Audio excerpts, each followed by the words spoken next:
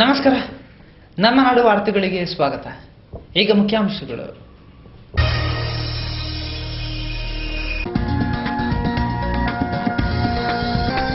ರಾಷ್ಟ್ರಪತಿ ಪ್ರತಿಭಾ ಪಾಟೀಲ್ಗೆ ಸನ್ನದ್ಧಗೊಂಡ ಮಂಗಳೂರು. ಗುರುವಾರ ನಗರದ ಸಂಚಾರ ವ್ಯವಸ್ಥೆ ಸಂಪೂರ್ಣ ಬದಲು. ಪೊಲೀಸ್ ಇಲಾಖೆಯಿಂದ ನಗರದಲ್ಲಿ ಕಟ್ಟೆಚ್ಚರ.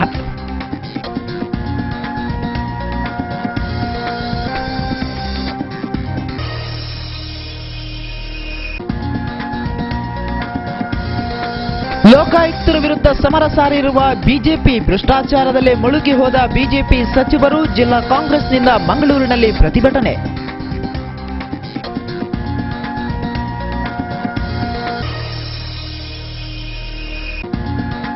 ಭಾಗ್ಯಲಕ್ಷ್ಮಿ ಯೋಜನೆಯಲ್ಲಿ ಭಾರೀ ಅವ್ಯವಹಾರ. ಪ್ರತಿಪಕ್ಷಗಳಿಂದ ವ್ಯಾಪಕ ಆಕ್ರೋಶ. ಆರೋಪ ಸಾಬೀತಾದರೆ ರಾಜಕೀಯ ಸನ್ಯಾಸ. ಮುಖ್ಯಮಂತ್ರಿ ಸವಾಲು. ಪ್ರೌಢಶಾಲಾ ಮಕ್ಕಳಿಂದ ಸದನ ಕಲಾಪ. ವಾಕ್ಚಾತುರ್ಯದ ಪ್ರದರ್ಶನ. ವಾರ್ತೆಗಳ ವಿವರ.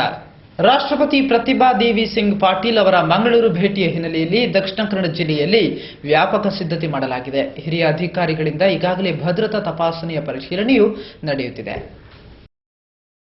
ದೇಶದ ಪ್ರಥಮ ಪ್ರಜೆ ರಾಷ್ಟ್ರಪತಿ ಪ್ರತಿಭಾ ಪಾಟೀಲ್ ಅವರು ಬುಧವಾರ ಮಂಗಳೂರಿಗೆ ಆಗಮಿಸಿದ್ದಾರೆ. ನವದೆಹಲಿಯಿಂದ ವಿಶೇಷ ವಿಮಾನದಲ್ಲಿ ಮಂಗಳೂರು ವಿಮಾನ ನಿಲ್ದಾಣಕ್ಕೆ ಬಂದಿಳಿದ ರಾಷ್ಟ್ರಪತಿ 10 ನಿಮಿಷದ ವಿಶ್ರಾಂತಿಯ ಬಳಿಕ ಹೆಲಿಕಾಪ್ಟರ್ನಲ್ಲಿ ಮಣಿಪಾಲಕ್ಕೆ ತೆರಳಿದರು. ಮರುದಿನ ಗುರುವಾರ ಮಂಗಳೂರಿನ ನೆಹರು ಮೈದಾನದಲ್ಲಿ ಏರ್ಪಡಿಸಿರುವ ವಿಶ್ವ ಕೊಂಕಣಿ ಏಕತಾ ದಿವಸ್ ಕಾರ್ಯಕ್ರಮದಲ್ಲಿ ಅವರು ಪಾಲ್ಗೊಳ್ಳುತ್ತಿದ್ದು, ಎಲ್ಲ ಕಾರ್ಯಕ್ರಮಗಳು ಸುಸೂತ್ರವಾಗಿ ನಡೆಸುವಂತಾಗಲು ಅಗತ್ಯ ಭದ್ರತಾ ವ್ಯವಸ್ಥೆ ಮಾಡಲಾಗಿದೆ ಎಂದು ನಗರ ಪೊಲೀಸ್ ಆಯುಕ್ತ ಸೀಮಂತ್ ಕುಮಾರ್ ಸಿಂಗ್ ಮಂಗಳವಾರ ಸುದ್ದಿಗೋಷ್ಠಿಯಲ್ಲಿ ತಿಳಿಸಿದ್ದಾರೆ.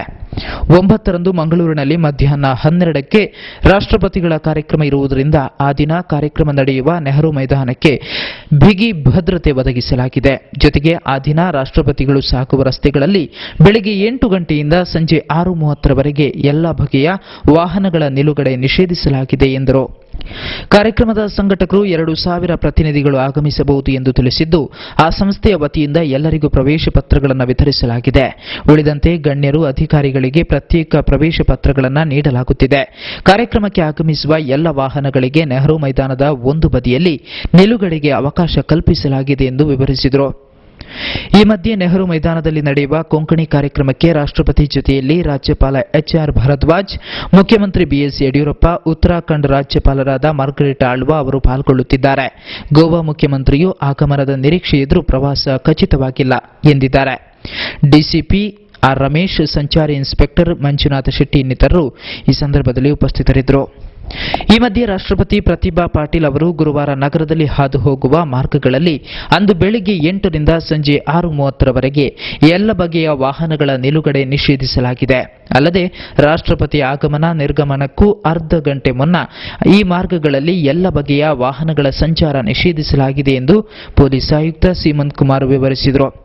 ಮಣಿಪಾಲದಲ್ಲಿನ ಕಾರ್ಯಕ್ರಮ ಮುಗಿಸಿಕೊಂಡು ಮಂಗಳೂರು ವಿಮಾನ ನಿಲ್ದಾಣಕ್ಕೆ ಗುರುವಾರ ಬೆಳಿಗ್ಗೆ 11:30ಕ್ಕೆ ಆಗಮಿಸುವ ರಾಷ್ಟ್ರಪತಿಗಳು ಕಾವೂರು, ಬೋಂದೇಲ್, ಮೇರಿ ಹಿಲ್, ಅಲ್ಲಿಂದ KPT ನಂತೂರು, ಶಿವಬಾಗ್, ಅಲ್ಲಿಂದ ಸೈಂಟ್ ಆಗ್ನೆಸ್ ಕಾಲೇಜು ರಸ್ತೆ, ಬಲ್ಮಠ ರಸ್ತೆ, ಜ್ಯೋತಿ ವೃತ್ತದಿಂದ ಹಂಪನಕಟ್ಟ ಮಾರ್ಗದ ಮೂಲಕ ನೆಹರು ಮೈದಾನದತ್ತ ಸಾಗಲಿದ್ದಾರೆ. ರಾಷ್ಟ್ರಪತಿಗಳ ಜೊತೆಯಲ್ಲಿ ಗಣ್ಯಾತಿ ಗಣ್ಯರ 25ಕ್ಕೂ ಹೆಚ್ಚು ವಾಹನಗಳು ಸಾಗುವುದರಿಂದ ಈ ರಸ್ತೆಗಳಲ್ಲಿ ಗುರುವಾರ ಸಂಚಾರ ವ್ಯವಸ್ಥೆಯಲ್ಲಿ ವ್ಯತ್ಯಯ ಆಗಲಿದೆ. ಸಾರ್ವಜನಿಕರು ಇದಕ್ಕೆ ಸಹಕರಿಸಬೇಕು ಎಂದು ಸಿಂಗ್ ಮನವಿ ಮಾಡಿದರು. 8ನೇ ತಾರೀಕು 3:50ಕ್ಕೆ ಬಜ್ಪೇನ್ ಏರ್ಪೋರ್ಟ್ ಅಲ್ಲಿ ಲ್ಯಾಂಡಿಂಗ್ ಇದೆ. ನಾಳೆ 3:50 ಮಧ್ಯಾಹ್ನ ನಂತರ. ತದನಂತರ 4 ಗಂಟೆಗೆ ಅಲ್ಲಿಂದ ಬೈ ಹೆಲಿಕಾಪ್ಟರ್ ಮಣಿಪಾಲ್ಗೆ ಡಿಪಾರ್ಚರ್ ಇದೆ.